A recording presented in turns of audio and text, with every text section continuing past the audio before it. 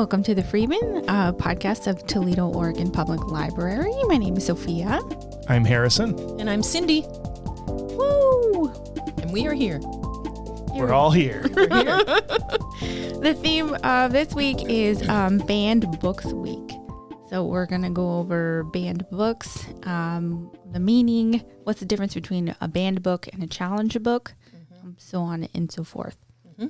But first, new news! Yay!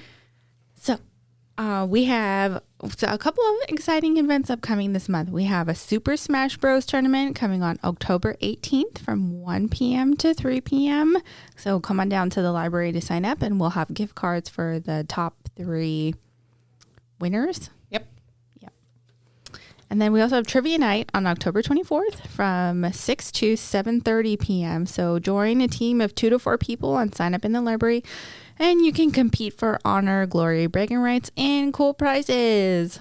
That's right. And if somebody wants to do it but doesn't have a team, we can stick them on a team, right? We can find somebody. Yeah, maybe. we can. Yeah. Yep. So don't be afraid to come down and say, it's just me. Can I join a team? Yes. We want to accommodate you. We want you to come. We want you to have fun. Right. And who cares? I mean, you might know something really obscure. Yeah, Or exactly. trivia. Exactly. And I'll be the hostess with the mostest. And food. And food. And drinks. Speaking of drinks. Yeah. Today's Nice segue. Today's beverage is from Trader Joe's, my favorite place in the world. Also $1. It's a sparkling green tea with pineapple juice. So I hope it's delicious and nutritious. Well, Contains how much juice in there? 5% juice. 5% juice. well, it is pineapple juice. You don't need a ton of it. That's to get true. the flavor. Right. Yeah, you never see someone just drinking a glass of pineapple juice. Maybe. I've actually drunk. I You've like done that? pineapple juice. It just doesn't just straight like that though is not great for my. Don't give me too much, okay? Oh, okay. Sorry. No, that's okay. I got my Diet Coke, which in case my this world isn't good. is what I need. Ooh, smells pretty good. Smells good. I didn't spill it this time, so I'm proud of me.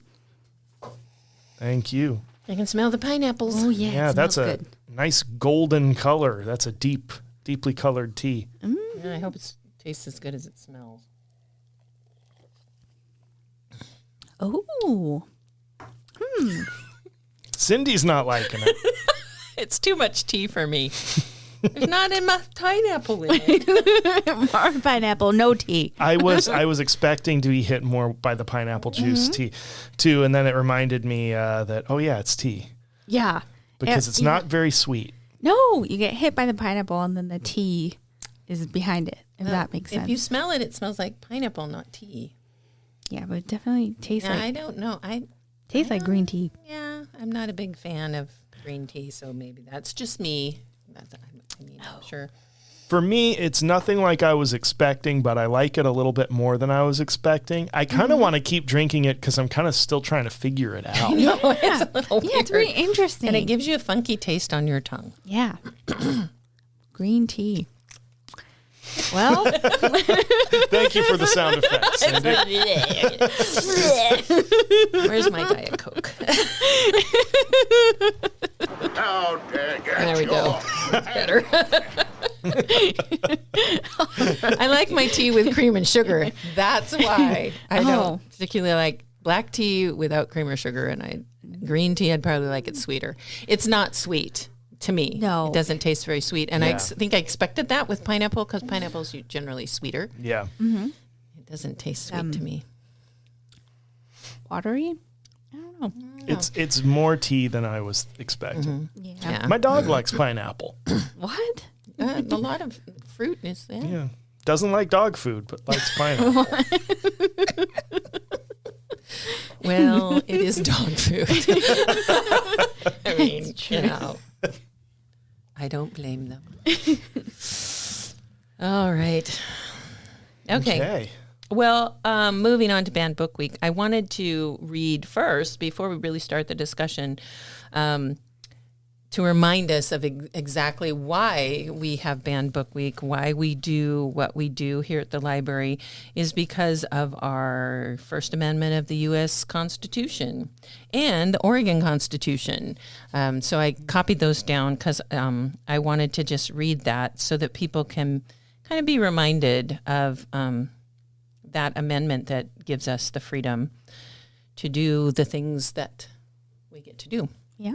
So this is from the Freedom to Read Foundation, and you can go to their website and find them, and they have lots of information there.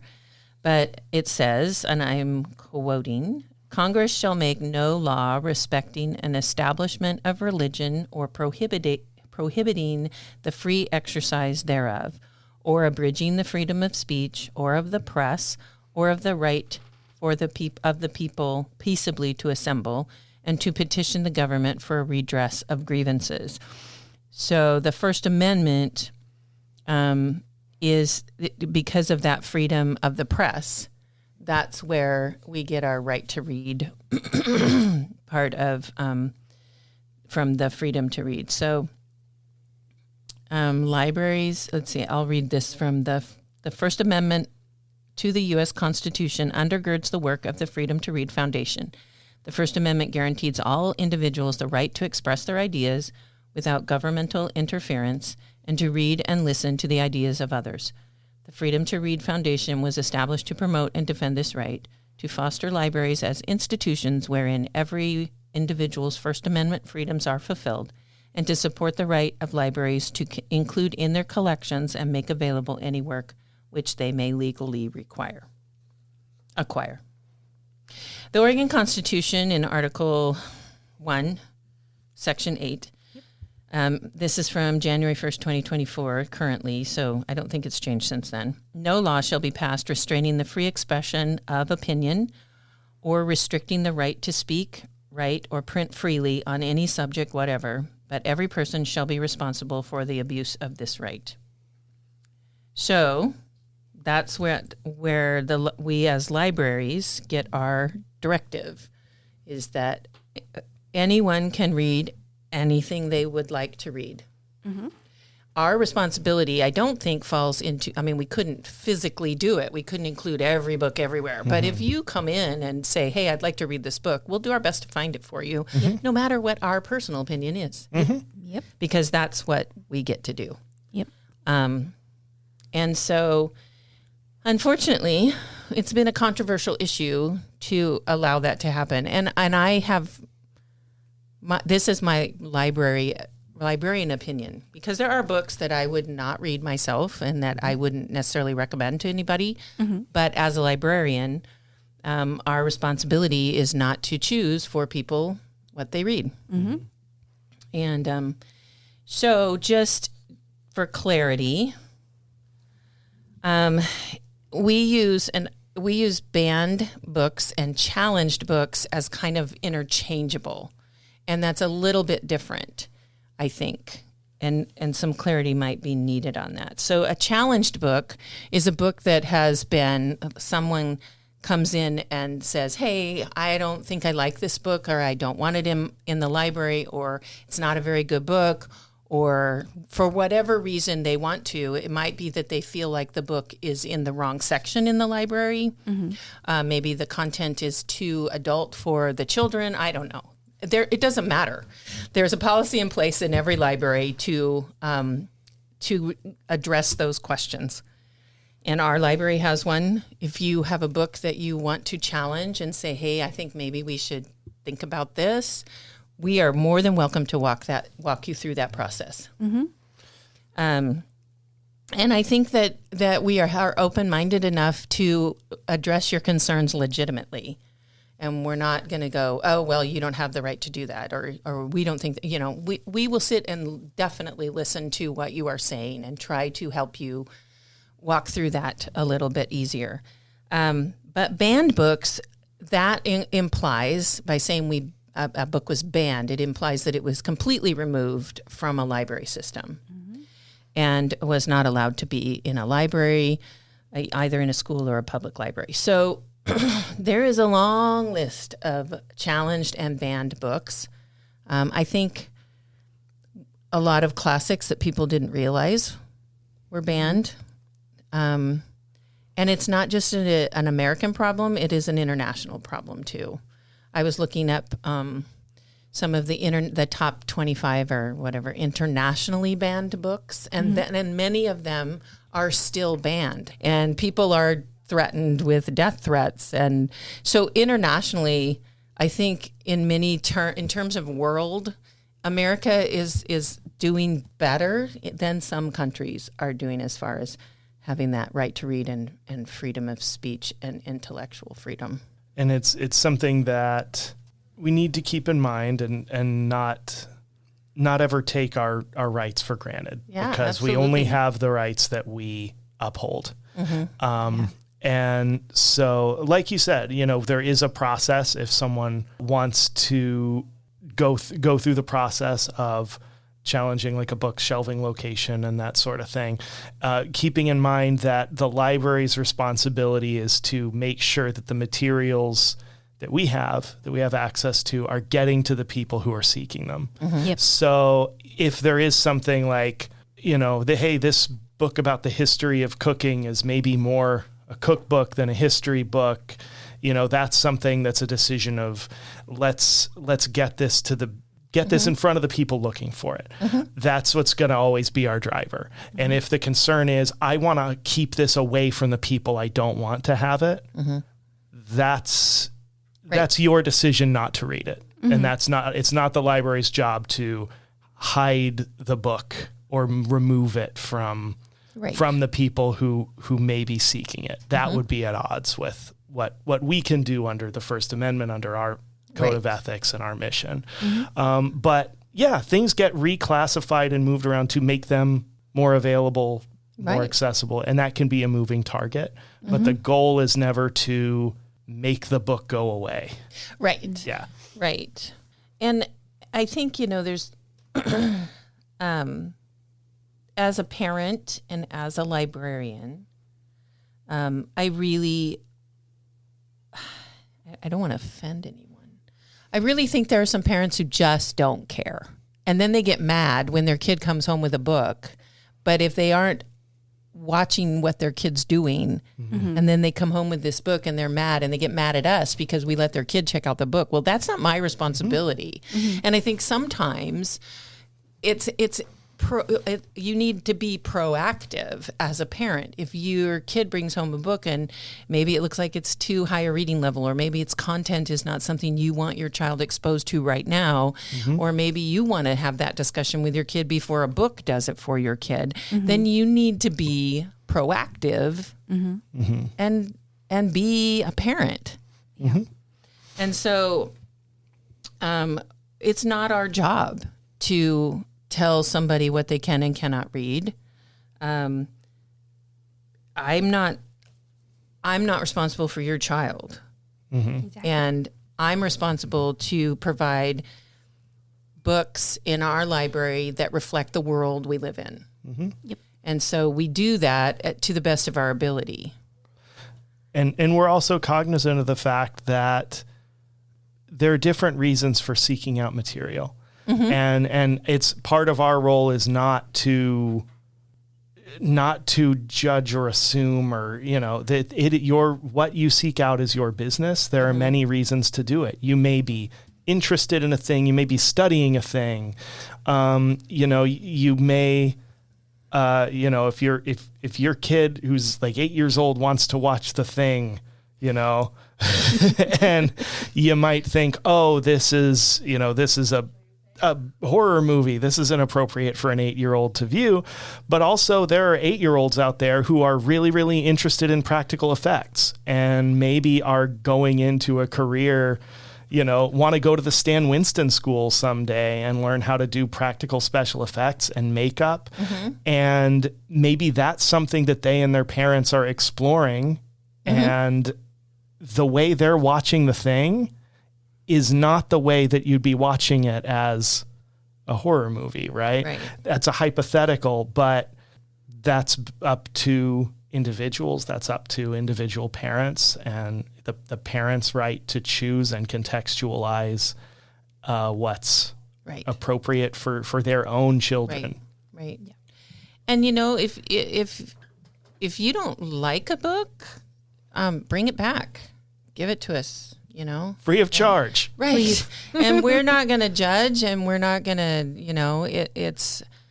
there are things that I wouldn't want my kids reading. There are things I wouldn't read, but that's my choice. And as a human being who lives in the United States, I get to have that choice. Mm-hmm.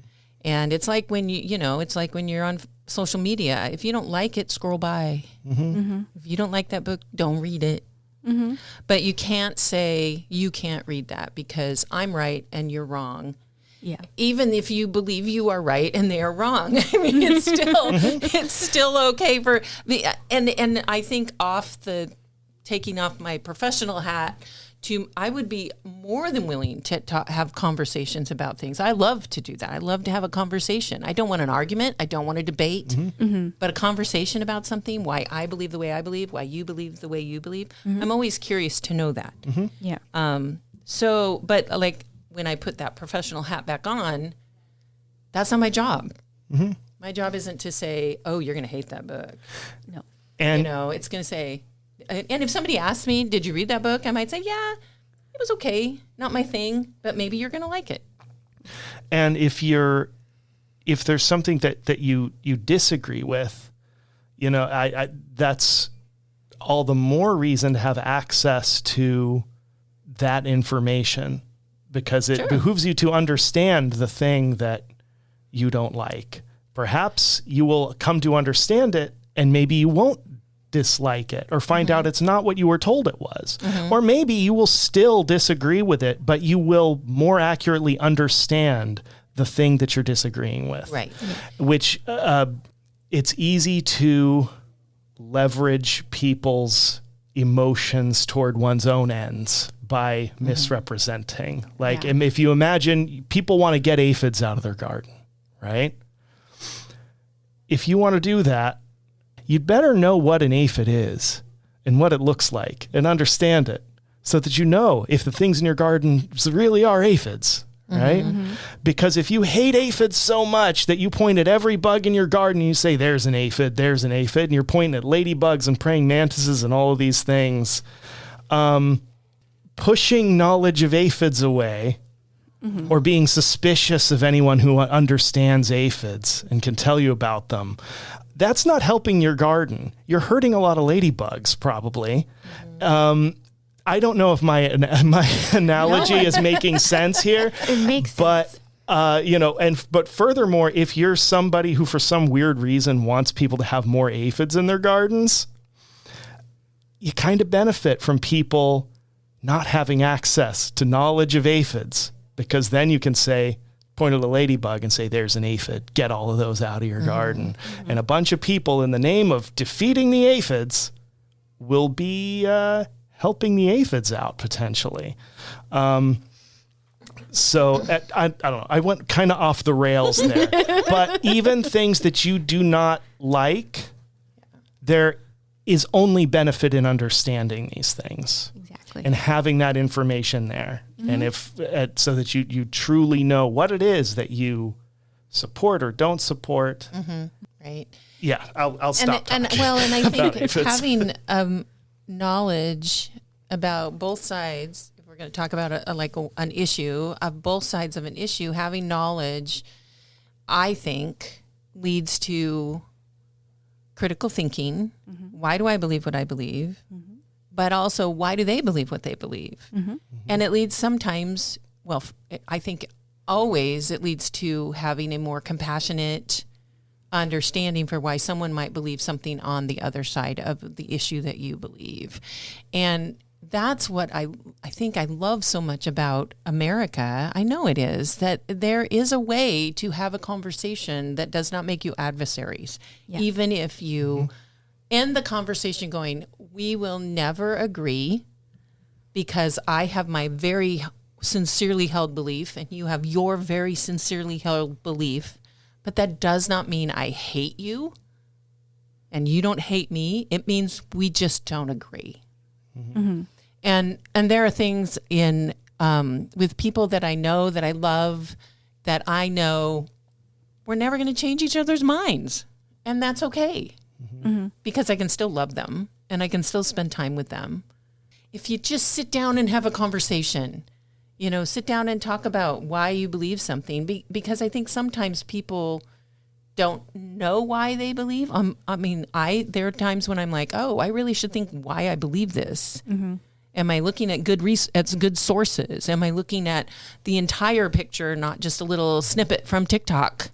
And that entire picture is in many ways getting harder to see all the time. Absolutely. When the things that we see are curated by systems that are not directly even maintained by human beings, but by your existing patterns of engagement and the people who know how to exploit them. Right. That you may wonder why someone seems to not care about one thing or another, and it may be that they've just never seen it. And what to you seems to be a big, huge topic of cultural conversation can be in fact totally invisible to somebody else. They will not even know that information is out there. So you do have to mind your bubble. And so part of our mission is making sure that we have things that are outside of everyone's bubble. Yes. Right. Expand your horizons. Well, and sometimes that's really hard to do because it takes time and it takes energy and it takes thought and it takes concentrated, I want to do this. And that's hard to find time for. Yeah. And so it's easier to pick something that's easier for you to read or to watch or whatever. I personally don't like to watch hard things. I'm tired after the end of it. I don't want to watch that.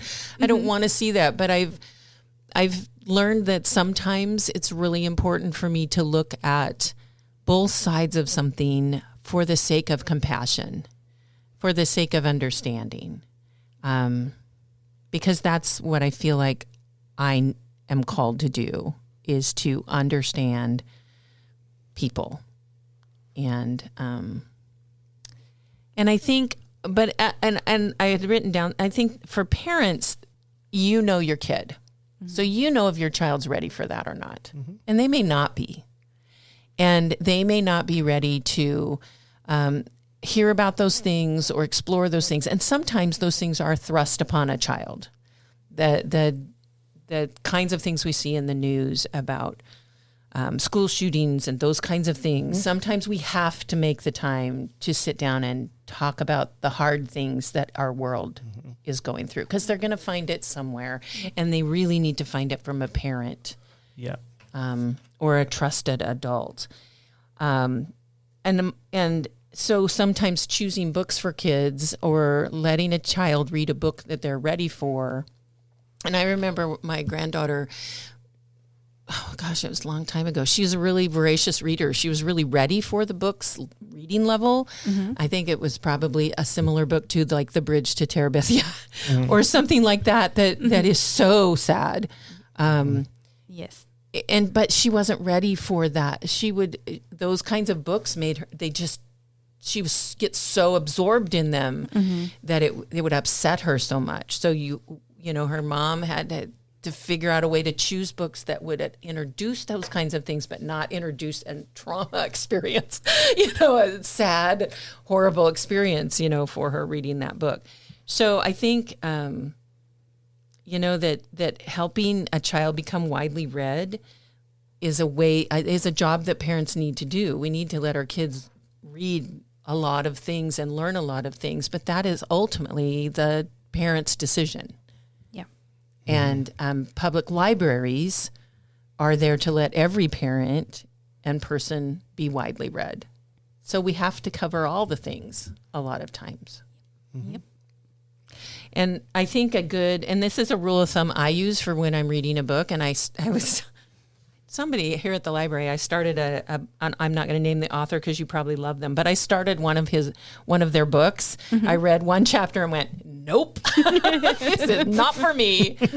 And it's because my gut told me, no, this is not a book you need right now. And it was typically the kind of book I would read. It was a thriller.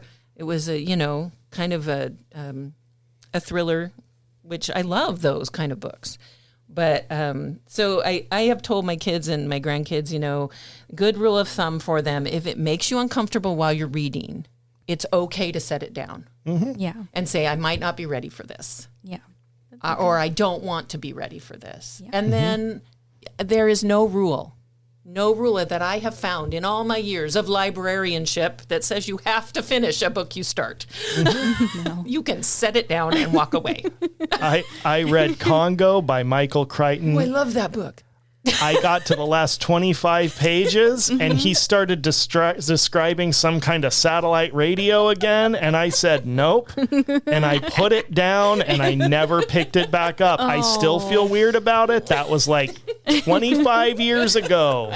And I read it to the very last chapter and I was like, I'm done. I don't care about this enough.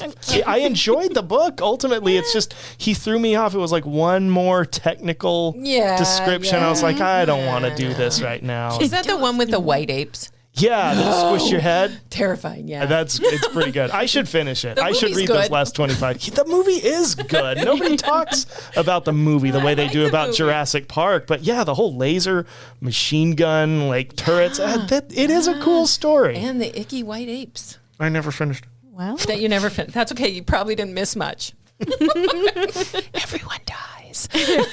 Oh my God. Oh, no, they don't. Everyone doesn't die. You didn't hear that from me.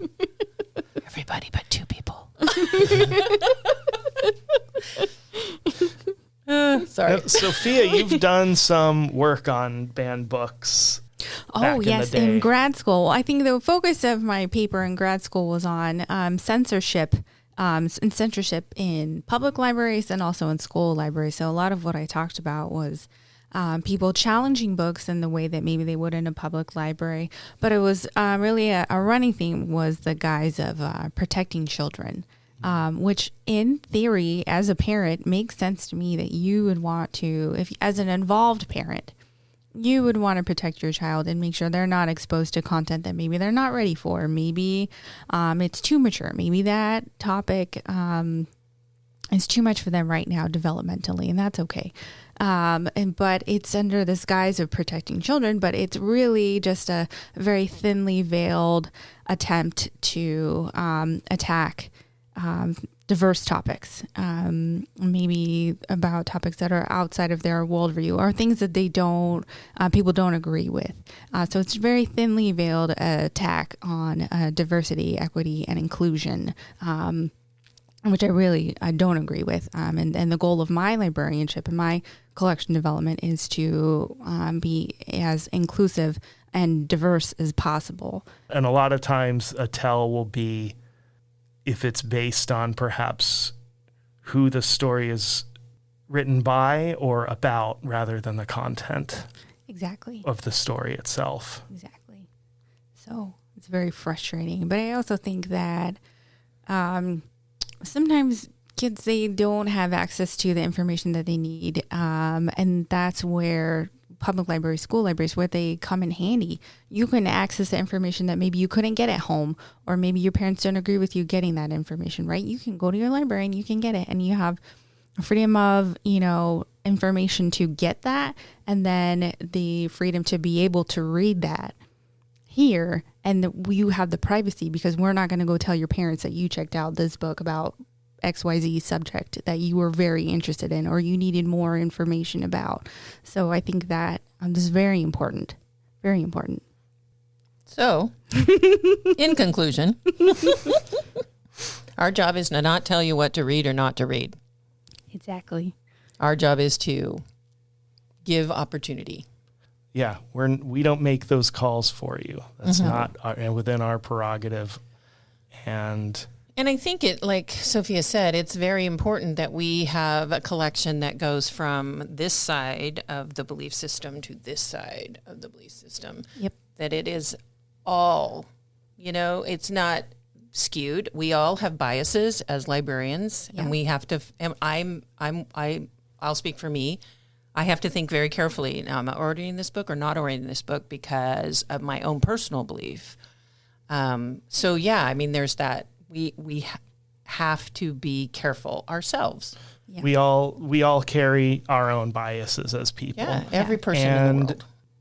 That's yet another reason that we can check in with each other, because I'm sure we have biases that do and do not overlap. And we can make sure that we are filling in gaps, things that don't occur to us to acquire, or holes in the collection that one of us maybe didn't even notice was there.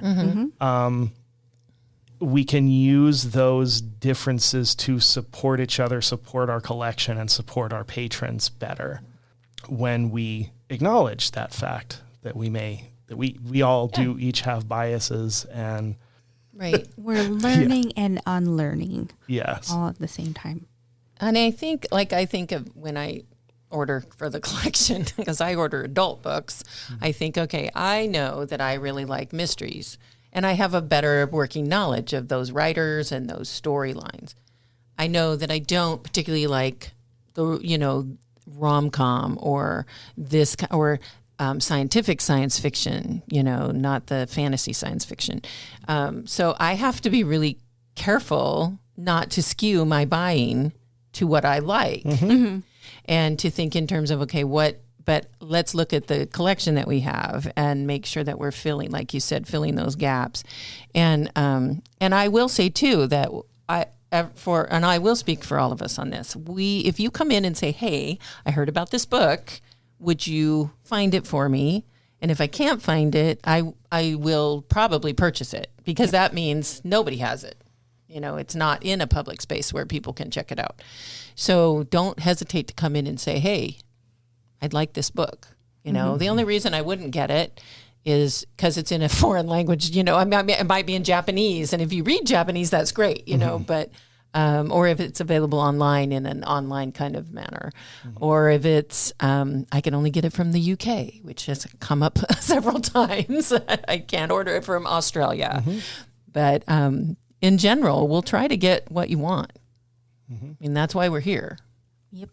We want to make sure whether it's adults or it's children, that we have books that, on the one hand, reflect the experiences of our patrons, because we don't want, you don't want a kid to come in and find that there are no books about kids who have experiences like them or look like them, and feeling like they don't belong because the collection has been built a certain way that it doesn't reflect them. That we don't want that to happen. And conversely, or inversely, I don't know if I'm using those right, this is a place where people can learn about experiences of others that maybe they don't have ready face-to-face access to. But you can learn about people with, again, different experiences, different backgrounds,